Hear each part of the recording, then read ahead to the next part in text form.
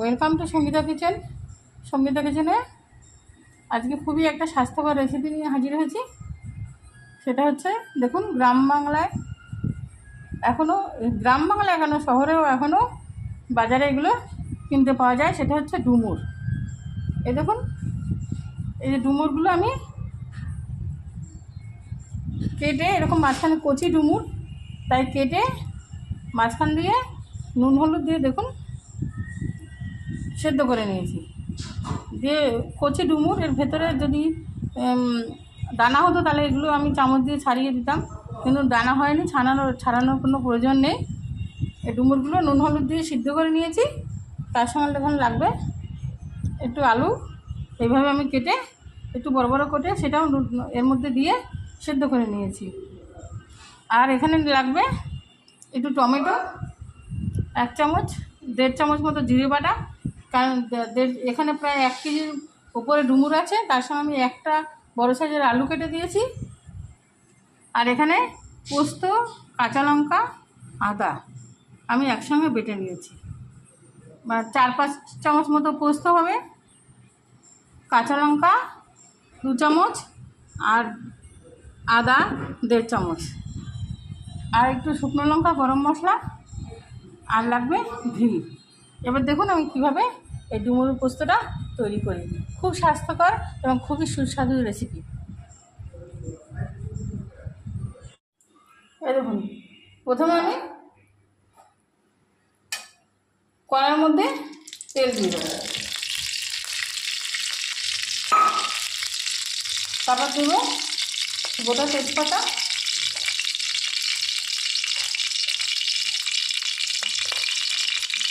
কালো জিরে,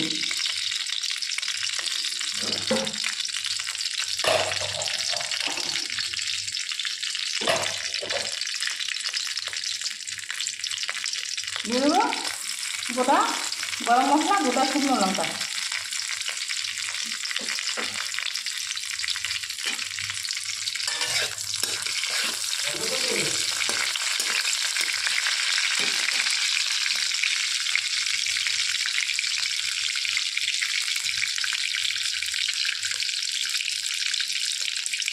একটু ভাজা ভাজা হয়ে যাওয়ার পরে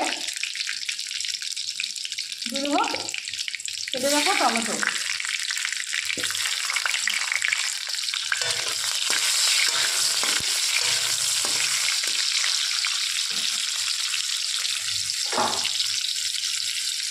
এবার আমি সিদ্ধ করা ডুমুরগুলোকে নুন হলুদ দিয়ে সিদ্ধ করা ডুমুরগুলো এর মধ্যে ডুমুর আলুগুলো আমি এর মধ্যে দিয়ে দেবো।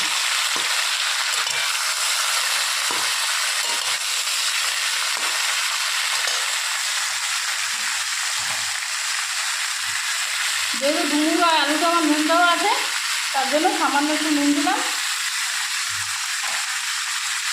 সামান্য একটু হলুদের গুঁড়ো দিলাম।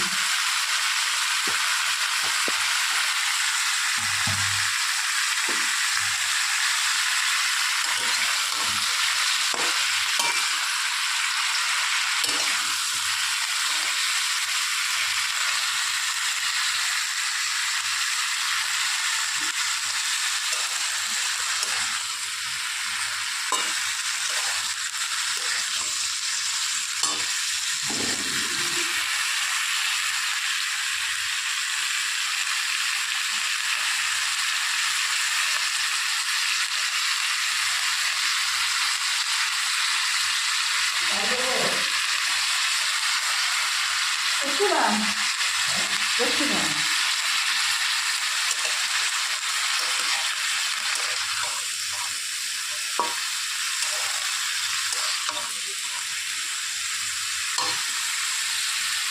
ভাজা ভাজা করে নিয়ে তারপর আমি এবার দিয়ে দেবো জিরে বাটা।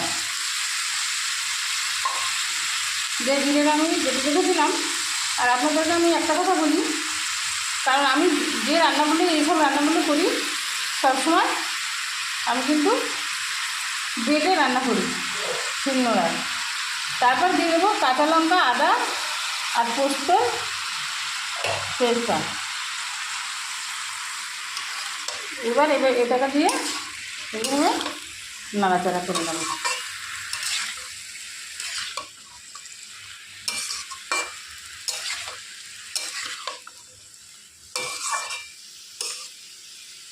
মশলাটা এইভাবে কষে আসুক, কষানো হয়ে যাক, তারপরে আমি আপনাদের সামনে ফিরে আসি।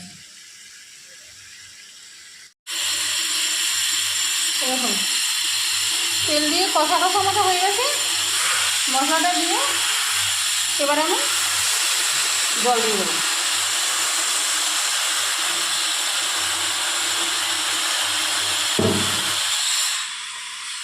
এবার যেহেতু কুমড়োটা সেদ্ধ করা আছে, অল্প জল দিলেই চলবে। অল্প জল দিলে এই পরিমাণে জল দিয়ে দিতে হবে। এবার 10 মিনিট ধরে এটা ফুটে উঠলে আমি আপনাদের সামনে ফিরে আসছি। দেখুন একদম শুকনো হয়ে গেছে।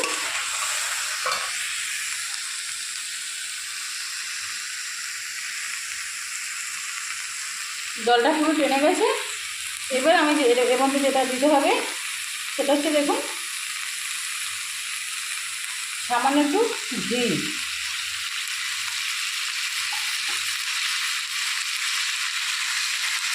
আর দিতে হবে সামান্য একটু চিনি।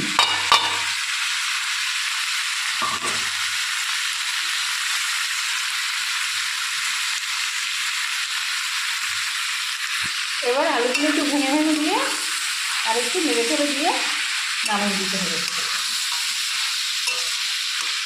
খুবই স্বাস্থ্যকর এবং সুস্বাদু রেসিপি। ভিডিওটি যদি ভালো লেগে থাকে লাইক, কমেন্ট, শেয়ার, সাবস্ক্রাইব করতে ভুলবেন না। এবার আমি ভালো করে নেড়ে চেড়ে গ্যাসটাকে বন্ধ করে দেবো।